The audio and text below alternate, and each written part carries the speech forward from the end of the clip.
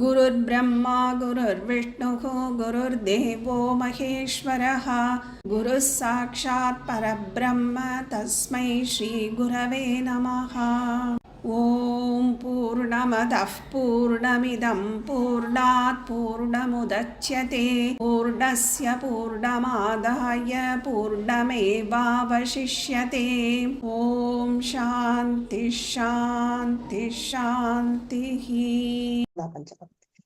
वेदो नित्यमधीयताम् दुदितं कर्म स्वधीयताम् तेनेशस्य विधीयताम् अपचतिः काम्ये मतिस्त्यज्यताम् पापौगः परिधूयताम् भवसुखे दोषोऽनुसन्धीयताम् आत्मेच्छा व्यवसीयताम् निजगृहात् तूर्णं विनिर्यताम् संघर्षत्सु सत्सु विधीयतां भगवतो भक्तिदृढातीयताम् शान्त्यादिः परिचीयतां दृढतरं कर्या सन्त्यज्यताम् कर्माशु सन्त्यज्यताम् कर्माशु सन्त्यज्यताम् सद्विद्वानुपसर्प्यतां प्रतिदिनं तत्पादुका सेव्यतां ब्रह्मैवाक्षरमध्यतां श्रुतिशिरो वाक्यं समाकर्ण्यताम् वाक्यादश्च विचार्यतां श्रुतिशिरः पक्षः समाश्रीयताम् दुस्तर्कात् सुविरम्यतां श्रुतिमदस्तर्कोऽनुसन्धीयताम् ब्रह्मास्मीति विपाव्यताम् अहरहर् गर्भः परित्यज्यताम् देहेऽहम् अधिरुच्यतां बुधजनैर्वादः परित्यज्यताम् व्याधिश्चिकिदस्यतां प्रतिदिनं भिक्षौक्षधं पुज्यतां स्वात्वन्नं न दुयास्यतां विधिवशात् प्राप्तेन सन्तुष्यतां शीतोष्णादिविषह्यतां न तु वृथा वाक्यं समुच्चार्य ताम् औषासीन्यमभीष्यतां जनकृपा नैष्ठुर्यमुत्सृज्यताम् एकान्ते सुखमास्यतां परधरे चेतः समाधीयतां पूर्णात्मा सुसमीक्ष्यतां जगदितं तद्बाधितं दृश्यतां प्राकर्म प्रविलाप्यतां चितिबलान्याभ्युत्तरैश्लिष्यताम् प्रारब्धं द्विह बुध्यताम् अत परब्रह्मात्मना ஸ்தீயதாம். இப்போ ஃபர்ஸ்ட் இதுல இருந்து என்ன சொல்லி வந்தார்னா, ஃபர்ஸ்ட் தர்மப்படி வாழ்க்கைய தொடங்கணும் அப்படின்னு சொன்னார். வேதோ நித்தியம் அதிகத்தாம். அதுக்கப்புறம் அதன்படி நம்ம நடக்கணும். அன்றாட கடமைகளை நம்ம இறைவனை நோக்கி செலுத்தணும். அதுதான் வழிபாடு அப்படின்னு சொன்னார். இந்த மாதிரி பண்ணின்னு வரும்போது காமியே மதிஸ்தெஜ்யதாம். ஸோ அந்த விருப்பப்பட்ட ஒரு இதுல அதான் ஆசைப்படுறது இந்த லௌகிக விஷயங்கள்ல அதுல மதி போறத விட்டுடணும் அப்படின்னு சொன்னார். அதுக்கப்புறம் பாபவுக பரிதூயதாம். இந்த பாபங்களான இந்த காமக்ரோதாதிகள் அதை விட்டுடணும். ஏன்னா அதுதான் பாப்பங்களை கொடுக்கறது, அதுதான் பிறவிகளுக்கு காரணமா இருக்கிறது, அதுதான் ஜீவனோட முயற்சி அதை விளக்குறது. அது ஈஸ்வரன் பண்ண மாட்டான், அது ஜீவனோட முயற்சி அப்படிங்கிறதையும் சொன்னார். ஸோ அதுக்கப்புறம் பவசுக்கே தோஷோ அனுசந்தியதான். இந்த தோஷங்களை பார்த்துட்டே இருக்கணும் திருப்பி திருப்பி. அப்பதான் நம்ம மனசுல இந்த விவேகம் வைராக்கியம் அதெல்லாம் அதிகரிக்கும்னு சொன்னார், ஜாஸ்தியாகும். முமுட்சுத்துவம். ஸோ இந்த இதுல மெயினா அவர் சொல்றது விவேகம் வைராக்கியம் முமுட்சுத்துவம். ஏன்னா நிஷ்காமியமா பண்ணும்போது உங்களுக்கு ஆட்டோமேட்டிக்கா வைராக்கியம் வந்துடும். அதுக்கு முன்னாடி விவேகம். ஸோ விவேகம்னா என்னது, எது நிலையானது எது நிலையற்றது அப்படிங்கிறத பிரிச்சு பார்க்கக்கூடிய ஒரு அறிவு, அதுதான் விவேகம். வைராக்கியம்ங்கிறது என்னது, நிலை இல்லைங்கிறத தெரிஞ்சுட்டோம். ஸோ அந்த நிலை இல்லைங்கிறதுல இருந்து பிரிச்சு கொள்ற, நம்மளை பிரிச்சுக்கிற ஒரு பக்குவம், அதுதான் வைராக்கியம். முமுட்சுத்துவம் அப்படின்னா என்னன்னா நிலையானதை நோக்கி நம்ம செல்லக்கூடிய மனப்பக்குவம். சோ எல்லாமே அந்த மனசுதான். முதல்ல எதுன்னே தெரியாது, அஜ்ஞானத்துல இருக்கும். அப்போ நிலையானது எது, நிலையற்றது எது அப்படிங்கிறத ஒரு விவேகம், அந்த ஞானம் வருது. சோ பிரிச்சு பாத்துக்கிறோம். அதுக்கப்புறம் நிலை இல்லாததுல இருந்து நம்மளை விலக்கிக்கணும் இல்லையா? அதுதானே அந்த விவேகத்தோட எசன்ஸே. இல்லைன்னா விவேகம் தெரிஞ்சுட்டு என்ன பிரயோஜனம்? பிரிச்சு பார்த்து. சோ பிரிச்சு பார்த்து அந்த நிலை இல்லாததுல இருந்து நம்மளை விலக்கிக்கணும். அதுதான் வைராக்கியம். அப்ப நிலையானதை நோக்கி நம்ம போகணும், பிரவருத்தி அங்க இருக்கணும் இல்லையா? சோ அதுதான் மோட்சத்துவம் அப்படின்னு சொன்னார். இது தீவிரமாகணும். ஆக என்ன பண்ணணும், நீங்க சத் சங்கத்தை நோக்கி போகணும் அப்படின்னு சொன்னார். சங்க சத்சு விதீயதாம். அதுக்கப்புறம் பக்தி. சோ இந்த சத் சங்கங்கள் போக போகவே நமக்கு பக்தி ஜாஸ்தியாகும். சோ இந்த பக்தி அப்புறம் இந்த விவேகம் வைராகியம் எல்லாம் சேர்ந்து நமக்கு சாந்தியாதியை கொடுக்கும் அப்படின்னு சொன்னார். சாந்தியாதினா இந்த சமதமங்கள், இந்த மனக்கட்டுப்பாடு, இந்திரிய கட்டுப்பாடு இதெல்லாம் வளர ஆரம்பிக்கும் சைமல்டேனியஸா. சோ இந்த உபரமகா, திதிக்ஷா, ஸ்ரத்தா இதெல்லாம் இன்னும் தீவிரமாகும். ஆகும்போது ஆட்டோமேட்டிக்கா இந்த சமதமங்கள் இன்னும் ஜாஸ்தியாகும் இல்லையா? சோ இந்த மாதிரி அது ஒரு சைக்கிள் இன்க்ரீஸ் ஆகிட்டே இருக்கும். அப்ப சமதமங்கள் இன்னும் நல்லாவே கண்ட்ரோலுக்கு வந்துடும், நம்ம கண்ட்ரோலுக்கு. அதுக்கப்புறம் என்ன பண்ணணும்னா கர்மாஷு சந்தியச்சியதா, திருடத்தரம், சீக்கிரமா அந்த கர்மங்களை விட்டுடணும். சோ விட்டாச்சு. அதுக்கப்புறம் என்ன பண்ணணும்னா சத்வித்வான் உபசிருப்பியதா, ஒரு நல்ல வித்வான். நல்ல வித்வான் அப்படின்னா நிறைய பேர் வித்வான் இருப்பா, சாஸ்திரங்கள் படிச்சிருக்கலாம், எல்லா வித்வான்கள் இருப்பா. ஆனா சத் வித்வான் அப்படின்னா ஒரு சத் குருவ, அதாவது இந்த மார்க்கத்துல இருக்கக்கூடிய வேதாந்த மார்க்கத்தை அவ குரு பரம்பரையில படிச்சிருக்கணும். அவளா தன்னோட சொந்த கருத்தை சொல்றதா இருக்கக்கூடாது. சோ இந்த படிச்சு இன்னொருத்தர்கிட்ட படிச்சு சொல்றவாளா இருக்கணும். சொல்ல தெரியணும். சில பேர் படிச்சிருப்பாங்க, பட் சொல்ற முறைகள் தெரியாது, எப்படி ட்ரெயின் பண்ணணுங்கிறது தெரியாம இருக்கலாம். சோ அந்த மாதிரி இல்லாம தெரிஞ்சிருக்கணும், தானும் அதை கடைப்பிடிச்சுட்டு இருக்கணும், சொல்லவும் தெரியணும். அந்த மாதிரி எதுலையும் அவளும் அதை பிராக்டிஸ் பண்ணிட்டு இருக்கணும். நிஷ்காமியமா இருக்கணும், பிரம்மத்தை பத்தி தெரிஞ்சிருக்கணும், பிரம்மனிஷ்டையில இருக்க தெரிஞ்சிருக்கணும். சோ இந்த மாதிரி இருக்கிற ஒரு சத்வித்வான நாம அணுகணும் அப்படின்னு சொன்னார். அதுக்கப்புறம் பிரதிதினம் தத் பாதுகா சேவியதா. சோ டெய்லி அங்க அவரை அவரை வணங்கணும். பாதுகா சேவியதா. சோ அந்த சாஷ்டாங்க நமஸ்காரம் நம்ம சொல்றது அதுதான். சோ அந்த நம்மளோட தலை அவரோட திருவடியில விழும்போது நம்மளோட அகங்காரம் எல்லாம் அங்க நம்ம இறக்கி வைக்கிறோம். சோ அகங்காரம் அழியறதுக்கு வினயம் இஸ் வெரி வெரி இம்பார்ட்டன்ட். வினயத்துக்கு ஆப்போசிட் தான் அகங்காரம். சோ இந்த அகங்காரம் போகணும்னா வினயம் வரணும். வினயம் வரணும்னா அந்த குருவோட காலில் விழணும். சோ அவர் வயசுல சின்னவரா இருக்கலாம், ஞானத்துல பெரியவரா இருக்கலாம். அதனால இல்ல அவர் ஏழை, இல்ல அவர் சின்ன வயசு, இந்த மாதிரி பிரிச்சு பார்க்க கூடாது. சோ அந்த சத்துங்கிறதுக்கே, அந்த குருங்கிறதுக்கே நான் முன்னாடியே சொல்லியிருப்பேன், அந்த குகாரோ, குரு 2 எழுத்து இருக்கு.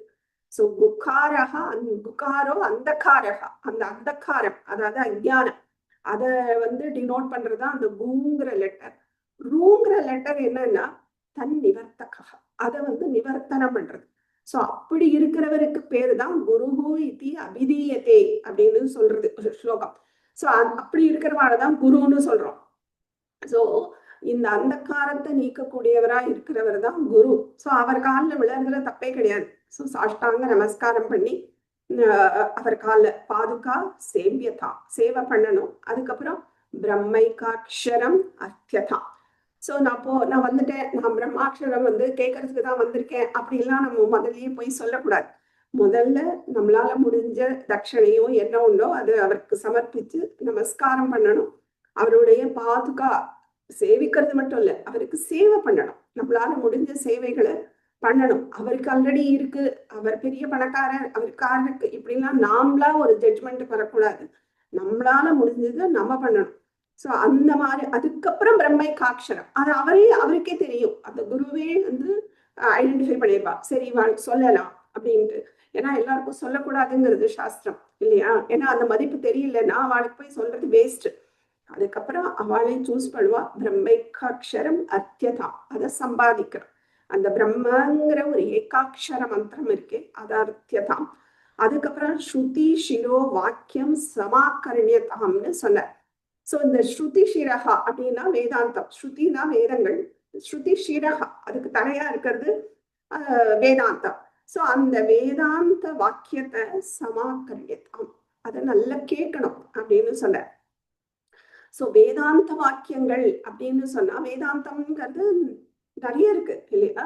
சோ நிறைய உபனிஷத்துகள் இருக்கு, அதெல்லாம் ஸ்லோவா நம்ம கேட்க ஆரம்பிக்கணும் அப்படின்னு சொன்னார். இப்ப நம்ம அடுத்ததுக்கு போறோம். அடுத்த ஸ்லோகம் எடுத்துக்கோங்க. அடுத்த ஸ்லோகம் வாக்கியார்த்தா ச விசாரியதாம் அப்படின்னு சொல்ற. இந்த வாக்கியார்த்தம் அப்படின்னா என்னன்னா, அதுக்கு முன்னாடிதான் சொன்னார் ஏகாட்சரமர்த்தியதாம், அதுக்கப்புறம் ஸ்ருதிஷிரோ வாக்கியம் சமாகரண்யதா. சோ வாக்கியத்தை கேட்கணும்னு சொன்னார். சோ கேட்கறதுனாலயே ஞானம் வந்துருமா அப்படின்னா இல்ல, அது ஸ்ரவணம். அப்ப அடுத்தது மனனம். சோ அதுக்கான ஸ்லோகம் தான் இது. இந்த ஃபர்ஸ்ட் 2 லைன்ஸ் 4 உபதேசமும் மனனத்தை பத்தி தான் சொல்றேன். சோ மனனம் இஸ் வெரி வெரி இம்பார்ட்டன்ட். அதுக்குதான் வாக்கியார்த்தகா, வாக்கியத்தை கேட்டோம், அதோட அர்த்தம் இருக்குமே, அந்த அர்த்தகா ச விசாரியதாம், அதை விசாரணை பண்ணணும். எப்பவுமே நம்மளோட சனாதன தர்மத்துல நான் சொல்றேன் நீ கேளு இதுதான், அப்படி கிடையவே கிடையாது. அதை விசாரணை பண்ணணும். இது ஓகேவா, நமக்குள்ளேயே நம்ம விசாரணை பண்ணிக்கணும். சோ அதுதான் மனனம். இது கரெக்டா, இதை எப்படி சொல்றா, ஏன் எதனால சொல்றா, என்ன ப்ரூஃப், என்ன பிரமாணம், இதெல்லாம் எடுத்து நம்மளே ஒரு சின்ன ரிசர்ச் மாதிரி பண்றதுதான் இந்த மனனம். இப்போ நிறைய டவுட்ஸ் வரும், திருப்பி நம்ம அந்த குருவாணிக்கு அந்த டவுட்ஸை கேட்கலாம். மனனம் பண்ணும் போதுதான் நிறைய டவுட்ஸ் வரும். அப்ப அந்த மனனத்துக்கு முதல்ல ஸ்ரவணம் இருக்கணும். ஸ்ரவணம் இல்லாம மனனம் பண்ணவே முடியாது இல்லையா? உள்ள ஒரு ஒரு ஐடியாஸ் இருந்தாதானே அதை கான்டெம்ப்ளேட் பண்ண முடியும், இது கரெக்டா இல்லையான்ட்டு. ஐடியாவே இல்லைன்னா அதனால ஃபர்ஸ்ட் ஸ்ரவணம், அதுதான் சொன்னார். ஆகரண்யதாம் கேட்கணும், அதுக்கப்புறம் தான் மனனம். வாக்கியார்த்தா விசாரியதாம். ஒரு 1-2 டெக்ஸ்ட் படிச்சுட்டு நான் மனனத்துக்கு வரேன் அப்படின்னு சொல்ல முடியாது. ஏன்னா நிறைய இன்ஃபர்மேஷன் வேணும், அதுக்கு தான் நிறைய கேட்கணும். நிறைய கேட்டப்புறம் தான் மனனத்துக்கே நம்ம ரெடி ஆகும். ஸோ அந்த மனனம் இஸ் வெரி வெரி இம்பார்ட்டன்ட். ஒவ்வொரு ஸ்லோகத்துல ஒவ்வொரு பதத்தை எடுத்துட்டும் மனனம் பண்ணணும். அதுலயும் முக்கியமானது என்னன்னா, வேதாந்த வாக்கியத்திலேயே மகா வாக்கியங்கள்னு இருக்கு. நிறைய வேதாந்த வாக்கியங்கள் இருக்கு, அதுல மகா வாக்கியங்கள் இருக்கு. அந்த மகா வாக்கியம்ங்கிறது என்னன்னா, இந்த ஐக்கியத்தை பத்தி சொல்றது. அதுதான் 4 நிறைய மகா வாக்கியங்கள் இருக்கு, இருந்தாலும் 4 இம்பார்ட்டண்டா சொல்லப்படுறது. ஒவ்வொரு வேதத்திலையும் ஒன்னொன்னு. ரிக்வேதத்துல பிரஜானம் பிரம்ம அப்படின்னு சொல்றது. அதுக்கப்புறம் யஜுர்வேதத்துலதான் அகம் பிரம்மாஸ்மி அது. அதுக்கப்புறம் சாமவேதத்துல தத்துவமசி. அதுக்கப்புறம் அதர்வண வேதம், அதுல அயமாத்மா பிரம்ம. சோ இந்த 4 மகா வாக்கியங்கள் இத விசாரணை பண்ணணும். இப்ப எப்படி விசாரணை பண்ணணும், அதெல்லாம் நம்ம நிறைய கேட்கணும். கேட்கதான் நம்ம விசாரணத்துக்கே நம்ம தகுதியாவோமே தவிர வெறுமனே என்ன சொல்றது, ஒரு டெக்ஸ்ட் இல்ல வெறும் இந்த டைரக்டா போய் நான் இந்த வாக்கியார்த்தங்களை கேட்டுக்கிறேன் மகா வாக்கியம்னு சொன்னா விசாரணைங்கிறது பண்ணவே முடியாது. சோ நிறைய சிரவணம் இருக்கணும். பண்ணும்போதுதான் எப்படி விசாரணை பண்ணணும். ஏன்னா நிறைய பேருக்கு எப்படி மனனம் பண்ணணும்னே தெரியல இல்லையா? சோ மனனம் is very very important. So இந்த கான்டெம்ப்ளேஷன், இது கரெக்டா, என்ன எப்படி சொல்றா, இதெல்லாம் விசாரம் அதுக்கு குருவோட சப்போர்ட் தேவை. நம்ம மனனம் பண்ணணும், பட் குருவோட சப்போர்ட் வேணும். அவருக்கு பிரமாணம் என்னது, வேதம், ஸ்ருதி வாக்கியங்கள், வேதாந்தம், இதெல்லாம் அவருக்கு பிரமாணம். இதுதான் நம்ம முதல்ல பார்த்தோம். இப்போ மோட்சம், அதுதான் நம்மளோட டெஸ்டினேஷன். இந்த மோட்சத்துக்கு எது சாதனம் அப்படின்னு பார்த்தோம். எது சாதனம்? மோட்சத்துக்கு ஞானம். ஞானம்தான் சாதனம். இந்த ஞானத்துக்கு எது சாதனம்? விசாரம். இந்த விசாரத்துக்கு எது சாதனமா இருக்கு? தகுதி. ஒரு தகுதி வேணும். எல்லாரும் விசாரம் பண்ணா அப்படியே வந்துருமா அப்படின்னா இல்ல, வரலாம், வராம போகலாம். சோ அதுக்கு சில தகுதிகள் இருக்கு. அந்த தகுதியைத்தான் இப்ப சொல்லின்னு வர. இந்த தர்மப்படி வாழணும், வைராக்கியம், முமுட்சுத்துவம், விவேகம், பக்தி எல்லாம் சொல்லி அந்த ஸ்டெப்பா வந்தார் இல்லையா? சோ அதுக்கப்புறம் எல்லா கர்மங்களையும் நீ விட்டுட்டு ஒரு குருவை சரணடைகிறது, இதெல்லாம் சொல்லின்னு வர. எதுக்கு? இந்த தகுதிக்கு. என்ன தகுதி? இந்த மனச நம்ம ஒருநிலைப்படுத்தணும். ஃபர்ஸ்ட் மனசை தூய்மைப்படுத்தணும். ஃபர்ஸ்ட் ஏன்னா நிறைய நம்ம வெளி விஷயங்கள் நிறைய உள்ள இருக்கு. இந்த ஜென்மால மட்டும் கிடையாது, அது இப்ப ஜென்மா டுகெதர் 1000 ஜென்மா எடுத்துப்போம், எல்லாத்தோட குப்பையும் உள்ள இருக்கு. ஸோ அதை சுத்தி பண்றதுங்கிறது ஈஸி கிடையாது. ஆனா அட்லீஸ்ட் சுத்தி பண்ணணுங்கிற ஒரு நாலேஜ், எப்படி பண்ணணுங்கிற ஒரு நாலேஜ் நமக்கு இந்த பிறவியில கிடைச்சிருக்கு. ஸோ சுத்தி பண்ணணும். அதுக்கப்புறம் அதை வந்து ஃபோக்கஸ், சமாதானம், அதுதான் பார்த்தோம் இல்லையா? சமாதானத்தை பழகணும். சமாதானம் எப்படி பழகணும் அப்படின்னு கேட்டா பண்ணி பண்ணி தான் பழகணும். தரையில நீச்சல் அடிச்சு தண்ணியில நிக்கிறேன் அப்புறம் அப்படின்னு தரையில பழக முடியாது. டைரக்டா தண்ணியில தான் பழகியானோம். அது மாதிரி சமாதானமும் இருந்து இருந்து இருந்து ஃபோக்கஸா கொஞ்சம் கொஞ்சமா தியானம் பண்ணி, இந்த தியானம் இருக்க இருக்க இருக்க அது சமாதிக்கு விடும். ஸோ அதனால இந்த மாதிரி இருந்துதான் அதை பழகணும். இந்த ஃபோக்கஸ் அதுதான் தகுதி. ஸோ இந்த தகுதிகளை தான் இவர் சொல்லின்னு வந்தார். ஸோ அதுக்கப்புறம் இப்போ விசாரம் பண்ணணும் அப்படின்னு சொல்லிட்டு இருக்கு. ஸோ இந்த வாக்கியார்த்தம்ங்கிறது உபநிஷத்துல பல வாக்கியங்கள் இருந்தா கூட அதன் ஒரு இம்பார்ட்டன்ட் பாயிண்ட்ஸ், மைய கருத்துன்னு சொல்லுவோம் இல்லையா, அதுதான் இந்த மகா வாக்கியம். ஸோ இந்த மகா வாக்கியம் என்ன சொல்றதுன்னா, இந்த ஜீவாத்மாவும் பரமாத்மாவும் ஒண்ணு, ஏக்கம், ஏக்கம் பிரம்ம ஒண்ணுதான் இருக்கு மொத்தமாவே. இந்த ரெண்டுங்கிறது இல்லைன்னு சொல்றதுதான் அத்வைத்தத்தோட கான்செப்ட். அத்வைத்தம், துவைத்தம்னா ரெண்டு, அத்வைத்தம் ரெண்டு கிடையாது, ஒண்ணுதான், ஏக்கம் பிரம்ம அப்படிங்கிறது தான் கான்செப்ட். ஸோ ஃபர்ஸ்ட் என்ன சொல்லும், பரமாத்மாலேருந்து தான் ஜீவாத்மா வந்தது, பரமாத்மாலேருந்து தான் உலகம் தோன்றித்து எல்லாம் சொல்லும். ஆனா அதுக்கப்புறம் ரெண்டும் ஒண்ணு அப்படின்னு சொல்லும். அதுதான் வேதாந்தம். ஸோ இந்த ஒண்ணுன்னு சொல்றச்சே நமக்கு நிறைய டவுட் வரும், எப்படி ஒண்ணாகும்? ஏன்னா நம்மளோட அனுபவம்ங்கிறது வேறையா இருக்கு, ஸ்ருதியோட அந்த வேதாந்தத்தோட வாக்கியங்கள்ங்கிறது வேறையா இருக்கு இல்லையா? நமக்கு இப்போ ஒரு எக்ஸாம்பிளுக்கு சொல்றேன், ஒரு குழந்தை இருக்குன்னு வச்சுக்கோங்க. அந்த குழந்தைகிட்ட போய் 5 = 5 மேக்ஸ்ல அப்படின்னு சொன்னா ஓகே, ஈஸியா அக்செப்ட் பண்ண முடியும், ஆமா அப்படிங்கும். இதே இது 11 - 6 = 4 + 1 அப்படின்னு சொன்னா அப்படியா அப்படின்னு சொல்லிட்டு கொஞ்ச நேரம் 5 இந்த ஹேண்ட், 11 இந்த மைண்ட் அப்படிலாம் சொல்லி கவுண்ட் பண்ணி பார்த்துட்டு இங்க 5 வருது எழுதிக்கும் இல்லையா? அதுக்கப்புறம் அந்த பக்கம் 4 இந்த மைண்ட், 1 இந்த ஹேண்ட், ஃபிங்கர் அப்படிலாம் சொல்லும், கவுண்ட் பண்ணிட்டு 5 ஆமாமா கரெக்ட், இதுதான் விசாரம். டக்குன்னு புரியாது, மேலோட்டமா பார்க்கறதுக்கு இது எப்படி கரெக்டா இருக்கும் அப்படின்னு தோணும். ஆனா உள்ள விசாரம் பண்ணும்போது ஆமா கரெக்ட் தான் அப்படின்னு கொண்டு வருது இல்லையா? இதுதான் மனனம். ஸோ மனனம்ங்கிறது அசை போடுறது. இப்போ நான் முன்னாடி ஒரு எக்ஸாம்பிள் சொல்லியிருக்கேன். ஒரு மாடு இருக்குன்னு வச்சுக்கோங்களேன், ஒரு மேய்ச்சலுக்கு போகும் ஃபர்ஸ்ட். ஸோ அந்த மேய்ச்சல்லையே அது அசை போட ஆரம்பிச்சிடாது. மேய்ச்சல்லையே அசை போட்டுருச்சுன்னா அங்க வந்து மேயத்துக்கு டைம் அது முடிஞ்சு போயிடும். ஸோ அந்த டயத்துல நிறைய அது வந்து உள்ள கிரகிச்சுக்கும், நிறைய உள்ள போட்டுக்கும். அதுக்கப்புறம் ஒரு ஓரமா உட்காந்து இந்த மேய்ச்சல்லாம் முடிஞ்ச அப்புறம் அவன் இழுத்துன்னு வருவான். வழியில வரச்சே கூட அங்கங்க ஏதாவது அது மேய்ஞ்சிட்டு ஏதாவது சாப்பிட்டுன்னு தான் வரும். அதுக்கப்புறம் ஒரு இடத்துல உட்காந்துதான் அது நிதானமா ஃபுல்லா எல்லாத்தையும் அசைப்படும். இந்த அசை போடுறதுக்கு முதல்ல மேய்ஞ்சாதான் அதுக்கு அசையே போட முடியும் இல்லையா? ஸோ அது மாதிரி இந்த விசாரம் பண்ணணும் அப்படின்னு சொன்னா முதல்ல அதுக்கு இன்ஃபர்மேஷன் நிறைய வேணும், அதுக்கு சிரவணம் வேணும். சரி, இந்த விசாரம் பண்ணுறது அப்படின்னா லைக் மைண்டட் பீப்புளா இருக்கணும் ஃபர்ஸ்ட் கண்டிஷன். ஏன்னா ஒரு ஆப்போசிட்டா ஒரு தாட் இருக்கிறவங்க, ஆப்போசிட் பிலாசபில இருக்கிறவங்களை வச்சுட்டு மனனம் பண்ண முடியாது. ஸோ லைக் மைண்டட் பீப்புளா இருக்கணும். அதுக்கப்புறம் ஒரு 3 பேரை சேர்த்துக்கிறேன், ஒரு குரூப் ஃபார்ம் பண்றேன், ஒரு 4 பேரை சேர்த்துக்கிறேன், 5 பேரை சேர்த்துக்கிறேன்னா மனனம் பண்ண முடியாது. அப்புறம் சண்டை தான், ஒரு ஆளுக்கு ஒன்று சொல்லுவா, அது சண்டையில தான் முடியும். இல்லைன்னா பேச்சு வேற எங்கேயாவது டைவர்ட் ஆகலாம். ஸோ 2 பேர் இருக்கலாம், அதான் மனனம். 2 பேர் வச்சுக்கலாம், மேக்சிமம் 3 வேணா வச்சுக்கலாம், அதுக்கு மேல போகக்கூடாது மனனத்துக்கு. அதுதான் அவர் சொன்னார், ஸ்ருதி ஷிரோ வாக்கியம் சமாகரணியத்தாம்னு சொன்னார். ஏன்னா ஃபர்ஸ்ட் ஸ்ரவணம், அந்த ஸ்ரவணமே போதுமா அப்படின்னு கேட்டா கண்டிப்பா ஸ்ரவணம் மட்டும் போராது. அதுக்குதான் வந்து ஒரு ஸ்லோகம் இருக்கு. இப்போ ஒரு ஃபுல் ஸ்லோகம் எடுத்துட்டா பாதம்னு பிரிப்போம். 4 பாதம் இருக்கும். 2 லைன் ஸ்லோகம்னா 4 பாதம், ஒரு லைன்ல 2 பாதம் இருக்கும். ஹாஃப், ஒரு லைன் எடுத்துட்டு ஹாஃபா எடுத்துட்டோம்னா அது ஒரு பாதம், இன்னொரு பாதம். ஸோ ஒரு குவார்டர்னு வச்சுக்கோங்களேன். அப்போ 25%, ஒரு ஃபுல்லா 100% அப்படின்னா 25%, 25%, 25%, 25% இருக்குன்னு வச்சுக்கோங்களேன். எப்படி இந்த ஞானம் கிடைக்கும் அப்படின்னு அந்த ஸ்லோகம் சொல்றது. ஆச்சாரியாத்து பாதம் ஆதத்தி, ஆச்சாரியன்ட்டேந்து வருது ஒரு பாதம் தான், பாதம் ஆதத்தி. ஆச்சாரியன் கொடுக்கறது ஒரு 25% தான், மீதி பாதம் சிஷ்யகா ஸ்வமேதசா அப்படின்னு சொல்லும்.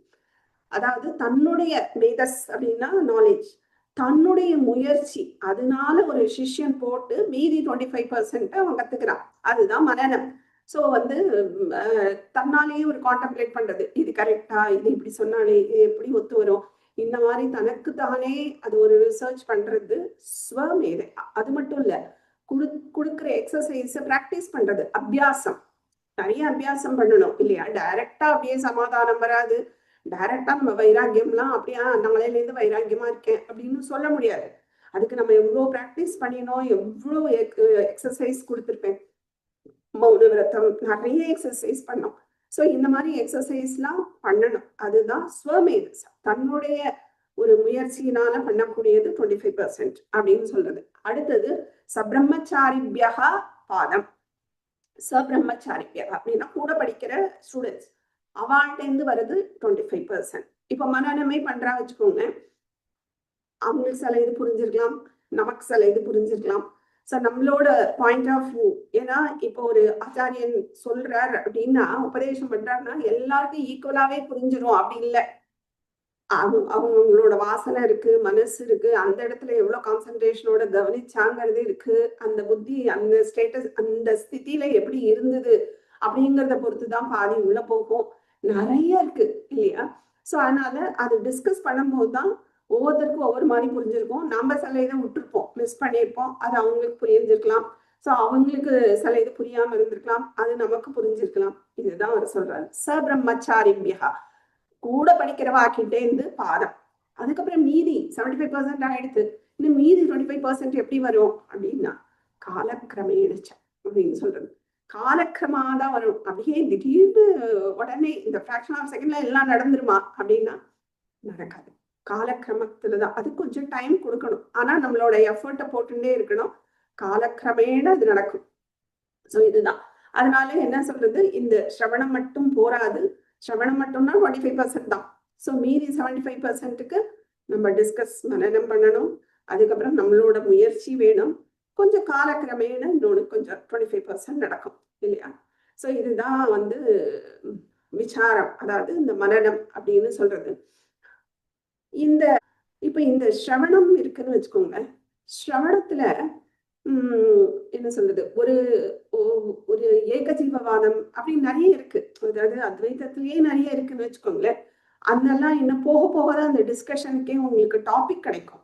இப்போ வந்து ஒரு டெக்ஸ்ட் படிச்சுட்டு நம்ம டைரக்டா மனனம்னா, இந்த டெக்ஸ்ட்ல என்ன டவுட் இருக்கோ அந்த மாதிரி வேணா மனனம் பண்ணிக்க முடியும் இல்லையா? அந்த தத்துவத்தை மனனம் பண்ணணும்னா நிறைய வாதங்கள் இருக்கு. அந்த வாதங்கள் எல்லாம் நம்ம தெரிஞ்சிட்ட அப்புறம் தான் நம்ம அந்த டிஸ்கஷனுங்கிறது நல்லாவே பண்ண முடியும்.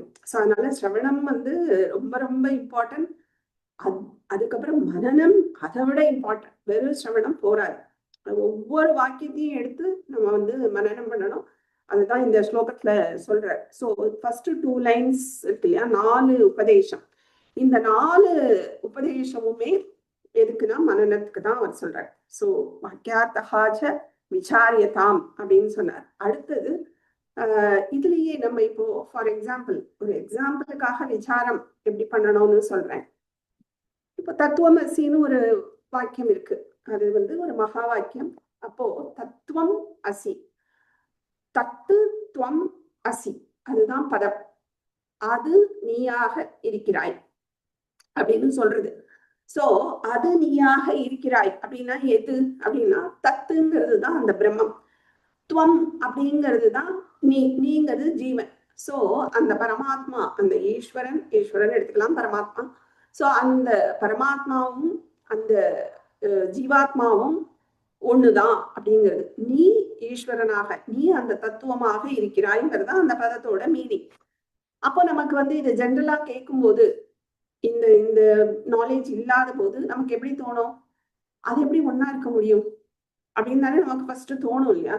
சோ அதுக்கு நமக்கு ஃபர்ஸ்ட் ஜீவன்னா யாருன்னு தெரிஞ்சிருக்கணும், அந்த தத்துங்கிற பதத்துக்கு அர்த்தம் தெரிஞ்சிருக்கணும், துவம்ங்கிற பதத்துக்கு அர்த்தம் தெரிஞ்சிருக்கணும் இல்லையா? அப்ப ஜீவன்னா யாரு அப்படின்னு ஃபர்ஸ்ட் கொஸ்டின், அது தெரிஞ்சாதான் ஈக்குவேட்டே பண்ண முடியும்.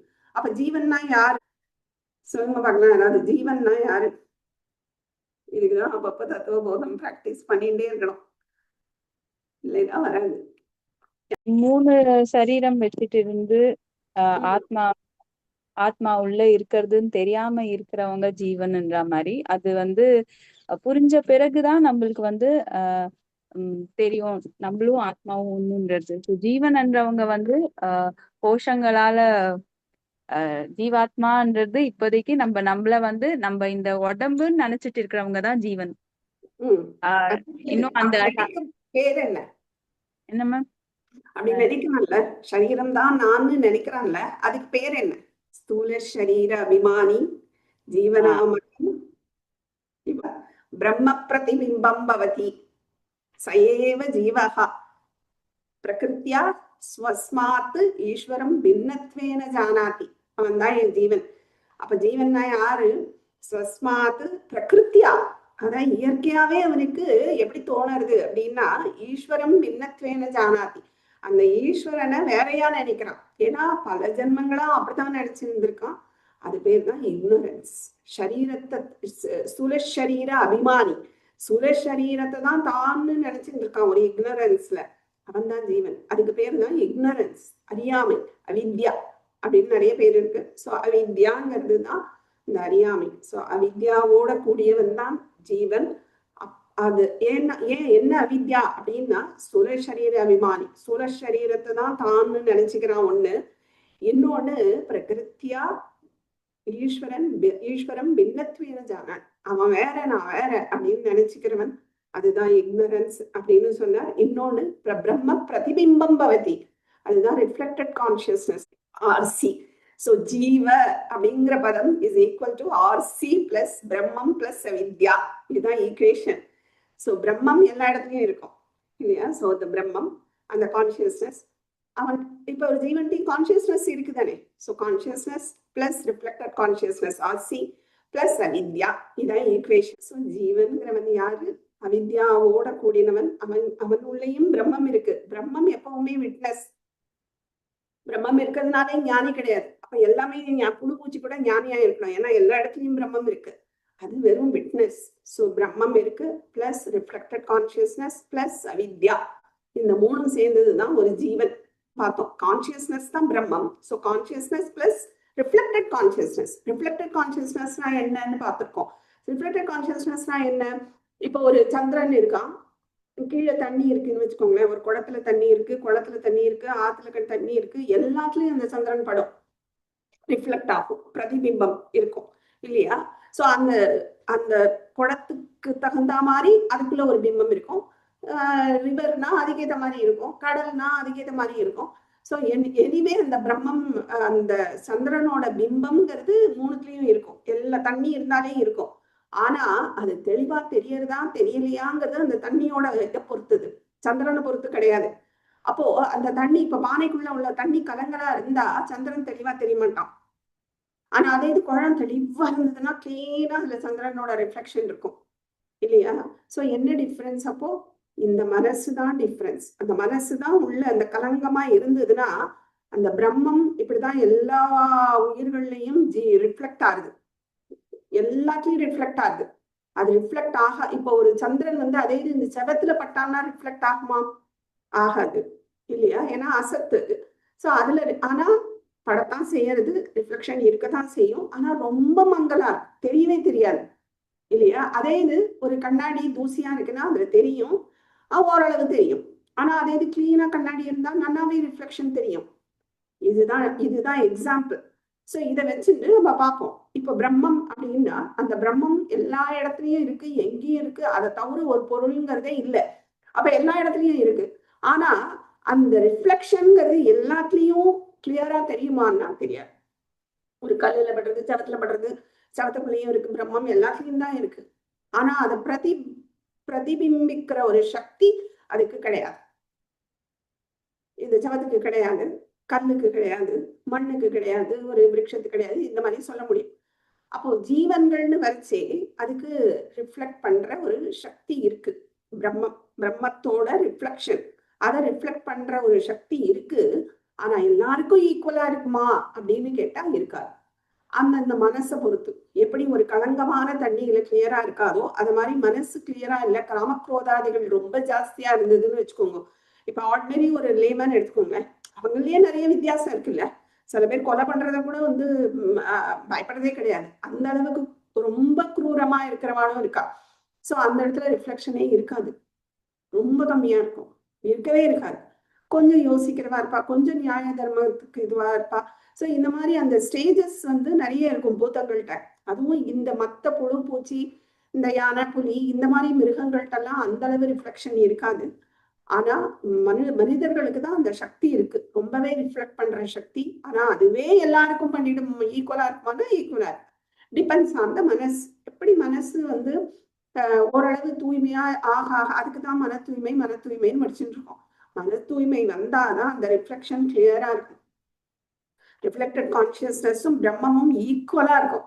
ரிஃப்ளெக்ஷன் இருக்கும் பட் கிளியரா. இதுதான் இப்போ ஒரு ஞானிக்கு எப்படி இருக்கும் ரிஃப்ளெக்டட் கான்சியஸ்னஸ் அப்படின்னா, இந்த ரிஃப்ளெக்டட் கான்சியஸ்னாலதான் இந்த புத்திங்கிறது இயங்குறது.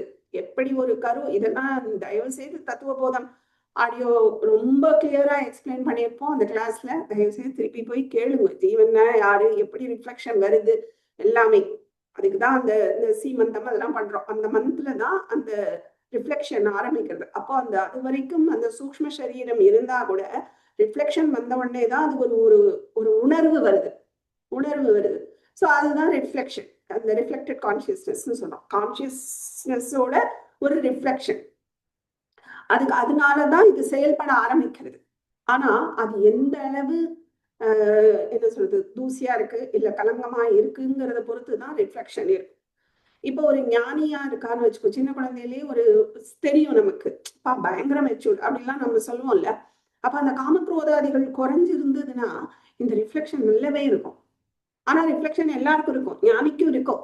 ரிஃப்ளெக்ஷன் இருக்கிறதுனாலதான் இந்த புத்தி மனசோட செயல்பட முடியாது. ஆனா ஞானிக்கு எப்படி இருக்கும்னா, இது ரிஃப்ளெக்டட் கான்சியஸ்னஸ், இதனாலதான் நான் இந்த மனசு புத்தி செயல்படுறதுங்கிற திங்கிங் எப்பவுமே இருக்கும். இது ரிஃப்ளெக்டட் கான்சியஸ்னஸ் தெரிஞ்சு இருப்பான், நமக்கு தெரியறது இல்லை, நம்ம அதோட டிராவல் ஆயிடுறோம் இல்லையா. ஸோ இதுதான் வந்து ரிஃப்ளெக்டட் கான்சியஸ்னஸ். அது இருக்கும். அது பிளஸ் பிரம்மம் எல்லா இடத்துலயும் இருக்கும். அது சாட்சி ஸ்வரூபம். அதனால பிரம்மம் பிளஸ் அவித்யா, இந்த இக்னரன்ஸ். இது ரிஃப்ளெக்டட் கான்சியஸ்னஸ்ன்னு தெரியாம இருக்கும்ல. அப்ப என்ன ஆயிடுது, தெரியலங்கிறதுனால சரீரம் நான் தான் வந்துடுறேன். அதுக்கப்புறம் ஜாகிரத் ஸ்டேட்டா, ஓகே நான் தான் ஜாகிரத் ஸ்டேட்ல இருக்கேன்னு வந்துடுறேன். கனவுல இருக்கேன், சுஷுப்தியில இருக்கேன். எல்லாமே இந்த சரீர சம்பந்தப்பட்டு நம்ம பார்க்க ஆரம்பிச்சிடுறோம். இல்ல மனசு சம்பந்தப்பட்டு, இல்ல புத்தி சம்பந்தப்பட்டு, இல்ல இந்திரியங்கள் சம்பந்தப்பட்டு. இதெல்லாம் நம்ம எதனாலன்னா இக்னரன்ஸ் இருக்க இருக்க நமக்கு பிரம்மத்தை பத்தியான புரிதலோ அந்த ஒரு அனுபவமோ வராது. எப்போ இக்னரன்ஸ் குறையறதோ அப்பதான் நம்ம அதை நோக்கி போக முடியும். ஸோ அதுக்கெல்லாம் தான் நம்ம இந்த நாலேஜை வாங்கிட்டு நம்ம சில ப்ராக்டிஸ் எல்லாம் பண்ணும்போது இந்த அவித்யாங்கிறது குறைஞ்சுட்டே வரும். இந்த அவித்யாங்கிறது தான் உபாதினா என்ன அப்படின்னா, ஒரு எக்ஸாம்பிளோட சொல்லியிருப்பேன். ஒரு பிரிசம் இருக்கு அப்படின்னா அந்த பிரிசம் கிளியரா தான் இருக்கும். ஆனா அந்த பிரிசத்துக்கு பின்னாடி ஒரு ரெட் கலரோ இல்ல ஒரு பிளாக் கலர்ல ஏதோ ஒரு துணி வைக்கிறோம்னு வச்சுக்கோங்க. அப்போ நமக்கு பாக்குறதுக்கு இந்த பிரிசம் பிளாக்கா தெரியும். ஆனா பிரிசம் ஆக்சுவலி பிளாக்கா அப்படின்னு கேட்டா பிரிசம் பிளாக் கிடையாது. பிரிசமா தான் இருக்கு. ஆனா பிளாக் மாதிரி தெரியுது. எதனால? இந்த கிளாத்னால, இந்த பிளாக் கலர் துணியை வச்சதுனால. இதுதான் உபாதி. அப்ப இந்த உபாதினா என்னன்னா, தன்னோட குவாலிட்டிய இன்னொன்னுல ஏத்தி வச்சு அதுதான் உண்மைன்னு காட்டிடும். அதுதான் உபாதி. இப்ப நம்மளோட சரீரங்கள், இந்த இந்திரியங்கள், மனசு, புத்தி இதெல்லாம் உபாதிகள் வந்து சேர்ந்தது. உபாதிங்கிறது இப்படி வச்சுக்கோங்க, வந்து சேர்ந்தது. அப்போ இந்த ஆக்சுவலா நான் கிடையாது அது. ஆனா அதுதான் நான் என்னை காட்டுறது இல்ல. சரீரம் தான் நான் என்னை காட்டிடுறது, இந்திரியம் தான் நான் காட்டிடுறது. சோ இந்த மாதிரி காட்டுறது. அதனால இது பேரெல்லாம் உபாதிகள்னு பேரு. இந்த உபாதிகள் இருக்கிறதுனாலதான் அவித்யா இருக்கு. சோ இந்த உபாதிகளை நீக்கணும், இந்த அவித்யா விலகும். அப்பதான் இந்த ரிஃப்ளெக்டட் கான்சியஸ்னஸ் கிளியரா இருக்கும். அதுதான் ஞானி ஸ்டேட். சோ இப்போ இங்க வருவோம், தத்துவமசி. So Jeevan is equal to reflected consciousness plus பிரம்மம் பிளஸ் அவித்யா, அதாவது இந்த உபாதி. ஓகே, இப்போ ஃபார் எக்ஸாம்பிள் இதுக்கு சொல்லணும்னா, இப்போ நான் வச்சுக்கோங்களேன், நான் சொல்றேன் நான் பத்மா பரத்தால்வான் அப்படின்னு நான் சொன்னேன்னா, இந்த நான் இருக்குல்ல, நான் இந்த எல்லாருமே நான் தானே சொல்லுவீங்க. நான் சொல்லுவேன் நான் பத்மா பரத்தால்வான். ராதா பைனி சொல்லுவா நான் ராதா அப்படின்னு, பானுரேகா பைனி சொல்லுவா நான் பானுரேகா அப்படின்னு. அப்போ இது மாறுறது, பானுரேகா மாறுறது, ராதா மாறுறது, பத்மாவரத்தான் மாறுறது. ஆனா அந்த நான்கிறது மாறல. ஏன் மாறல? இந்த நான் தான் கான்சியஸ்னஸ். ஆனா இந்த ராதா, பத்மா, பானுரேகா இதெல்லாம் சரீர சம்பந்தப்பட்டது, இதெல்லாம் உபாதிகள், மாறக்கூடியது. ஆனா இந்த நான்கிற கான்சியஸ்னஸ் அதுதான் பிரம்மாம்சம், அது மாறாது. அப்போ உலகத்துல இருக்கிற என்ன நாமரூபங்கள் எல்லாத்தையும் நீங்க எடுத்திருந்தாலும் அதுல பிரம்மாம்சமும் இருக்கும், மாயாவோட அம்சமும் இருக்கும். ஏன்னா மாயா பிரம்மம் டைரக்டா படைக்க முடியாது, சாட்சாத், அது சாட்சி ஸ்வரூபம். அப்போ மாயாதான் உலக அந்த படைக்கிற சக்தி. அதனாலதான் மாயாவை சக்தினே நம்ம சொல்றோம். அது மாயாவா இருந்தா கூட, மித்யாங்கிற குணம் அதுக்கு இருந்தா கூட, அதை நம்ம சக்தின்னு எதனால சொல்றோம்னா அதுதான் இந்த விக்ஷேபத்துக்கு காரணமா இருக்கு. விக்ஷேபம் வேணுமா? அப்ப அது மித்யா இல்லையா? அது வேண்டாமே அப்படின்னா விக்ஷேபம் வேணும். எதுக்காக வேணும்னா நம்ம இந்த விக்ஷேபத்துல இருந்துதான், இந்த படைப்புல இருந்துதான் நம்ம இதை முன்னேறவே முடியும். ஆத்ம ஞானத்தை பெறறதுக்கே இந்த விக்ஷேபம் வேணும். ஆனா விக்ஷேபமே சாஸ்வதமானு கேட்டா இல்ல, அது மித்யாஸ்வரூபம். அப்போ எப்படி ஒரு ஒரு ஒரு குழந்தைகிட்ட அம்மாவோட சில குணங்களும் இருக்கும், அப்பாவோட சில குணங்களும் இருக்கும் இல்லையா? அது மாதிரி இந்த உலக படைப்புகள் எல்லாத்துலயும் பிரம்மாம்சமும் இருக்கும், மாயாவோட அம்சமும் இருக்கும். ஆனா இந்த இக்னரன்ஸ் இருக்கே நமக்கு, அது இந்த பிரம்மாம்சத்தை பார்க்க விடாம மாயா அம்சத்தை மட்டும் பார்க்க வைக்கிறது. அதனாலதான் நம்ம உலகம் உண்மைன்னு நினைச்சின்றோம், அதோட சேர்ந்து இயங்குறோம், அடி வாங்கிக்கிறோம், அழறோம், துடிக்கிறோம், திருப்பியும் அதுலயே போய் விழறோம். ஏன்னா மாயா, இதுதான் மாயா சக்தி. நமக்கு உண்மையை புரிய விடல. அப்போ இதையும் தாண்டி நம்ம புரிஞ்சுக்கணும். அப்ப அந்த நான்கிறது அதுதான் பிரம்மாம்சம், இந்த பத்மாபரத்தாழ்வான்ங்கிறது மாயாவோட அம்சம். சோ இதை நீங்க எல்லாத்தையுமே பார்க்கலாம். இப்போ ஒரு எக்ஸாம்பிள், ஒரு வெஜிடபிள் வாங்குறோம்னா நம்ம என்ன சொல்லுவோம்? ஓ இது கத்திரிக்காய், இது புடலங்காய், எப்படி சொல்றோம் வச்சுக்கோங்களேன், இது உருளைக்கிழங்கு அப்படின்னா இந்த இதுங்கிறது காமனா இருக்கு, இது சாமானிய அம்சம்னு சொல்லுவோம். இந்த கத்திரிக்காய் உருளைக்கிழங்கு மாறுறது, அதுதான் விசேஷ அம்சம்னு சொல்லுவோம். சோ இந்த இதுங்கிறது தான் பிரம்மாம்சம் இருக்கு. இப்போ ஒரு கயர் இருக்கு, அது கயறு தான் நமக்கு, நம்ம நிறைய எக்ஸாம்பிள் பார்த்திருப்போம், அதுல தத்துவபோதத்தையும் பார்த்திருப்போம். சோ ஒரு கயர் ஒரு மங்கலான வெளிச்சத்துல நமக்கு பாம்பா தெரியுது. ஆனா இந்த கயிறு இருக்கே, இந்த கயிறு தான் ரிஃப்ளெக்டட் கான்சியஸ்னஸ் அப்படி வச்சுக்கணும், புரியறதுக்கு சொல்றேன். சோ ரிஃப்ளெக்டட் கான்சியஸ்னஸ் தான் இந்த கயர்.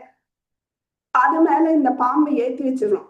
ஏன்னா பாம்பு தெரிஞ்சிடுதுன்னா கயர் தெரியாது, கயர் தெரிஞ்சா பாம்பு தெரியாது இல்லையா? அது கயர் இப்போ மங்கலான வெளிச்சத்துல ஓ இது கயர் தான் நான் தெளிவா பார்த்துட்டேன்னா எனக்கு பாம்பு தெரிய போறது இல்லை இல்லையா? அந்த ஆரோப்பம் இல்லை, சோ எனக்கு பயமும் இல்லை.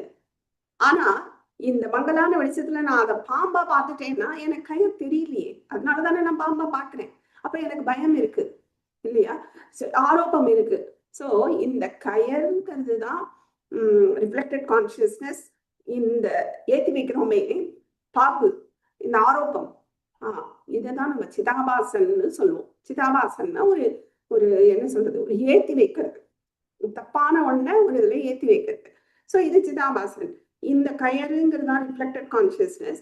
இப்போ கயறுங்கிற பேர் இருக்குல்ல, நாமரூபத்தை விடுங்க, பட் ஏதோ ஒண்ணு இருக்குங்க, இது இருக்கு, இது கயறு அப்படின்னு சொல்லுவோம், இது பாம்பு. அப்ப அங்க ஏதோ ஒண்ணு இருக்கு. கயறு இல்லைன்னா அந்த நாமரூபங்கள் ஓகே, பட் ஏதோ ஒரு எக்ஸிஸ்டன்ஸ் இருக்குல்ல, அதுதான் பிரம்மாம்சம், அதுதான் பிரம்மாம்சம்.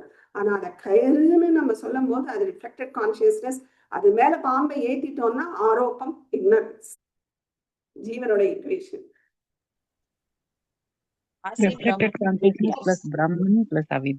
அவித்யா.